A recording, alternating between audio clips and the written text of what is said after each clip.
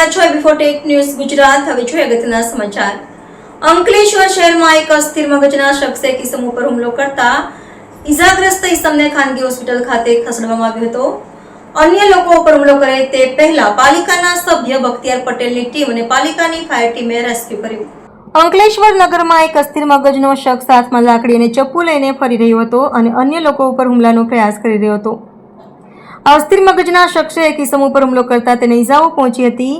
ઈજાગ્રસ્ત ઈસમને નજીકની ખાનગી હોસ્પિટલ ખાતે ખસેડવામાં આવ્યો હતો। આ અંગેની જાણ થતાં પાલિકાના સભ્ય બખ્તિયાર પટેલને થતાં તેઓ અન્ય લોકો ઉપર હુમલો ન કરે તે માટે તેમની ટીમ સાથે તાત્કાલિક દોડી આવ્યા હતા અને નગરપાલિકાની ફાયર ટીમ અને એ ડિવિઝન પોલીસને જાણ કરતા ફાયર અને પોલીસની ટીમ દોડી આવી હતી અને ભારે જહેમત બાદ રેસ્ક્યુ કરી તેના પરિવારજનોને જાણ કરી હતી। બાદ તેને વડોદરાની મેન્ટલ હોસ્પિટલ ખાતે ખસેડવામાં આવ્યો હતો।